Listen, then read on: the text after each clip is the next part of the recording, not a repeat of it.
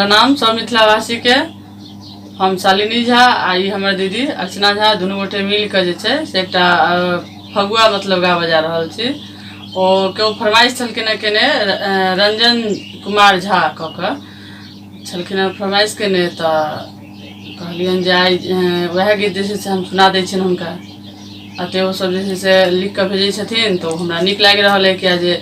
एहिसँ जे जेना हेतै हुनका नीक लगलनि हँ। तऽ ई गीत जे छै से हम हुनके सुनाबै छियनि और सब गोटे के सुनाबै छियनि, जते गोटे कमेंट्स करै छथिन, जते गोटे लाइक करै छथिन, सब गोटे के सुना रहल छी। धन्यवाद। जमुना तट जमुना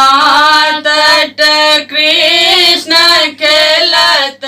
होली, जमुना तट जमुना तट जमुना तट कृष्ण खेलत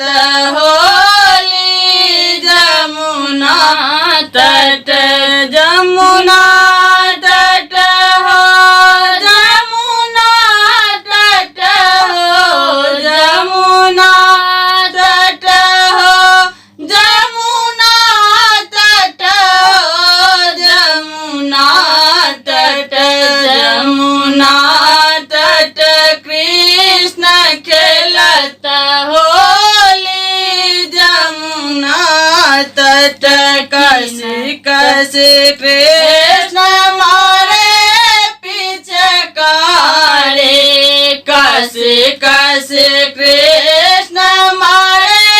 पिचकारी, राधा कृष्ण खेलत होली हो, राधा कृष्ण खेलत होली, जमुना तट जमुना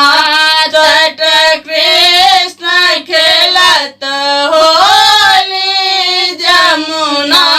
तट जमुना तट कृष्ण खेलत होली, जमुना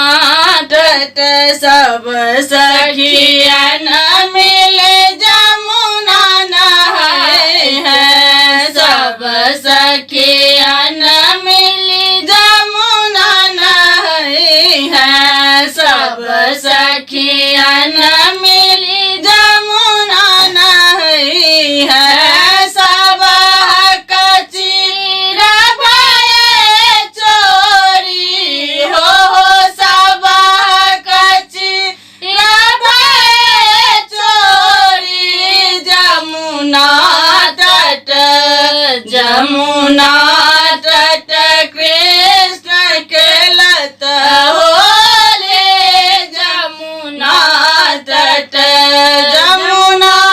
तट हो जमुना तट हो जमुना तट हो जमुना तट हो जमुना तट जमुना तट कृष्ण खेलाए होली, जमुना तट श्याम के हाथ रंग पिचकारी, श्याम के हाथ रंग पिचकारी, श्याम के हाथ रंग पिचकारी, बोरी देलन सब हक चुनरी हो, बोरी देलन सब हक चुनरी, जमुना तट जमुना तट कृष्ण खेलत होली, जमुना तट जमुना तट हो जमुना तट हो जमुना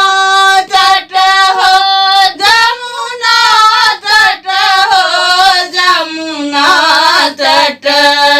जमुना तट कृष्ण खेलत होली, जमुना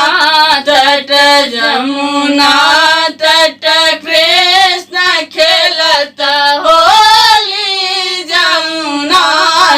जमुना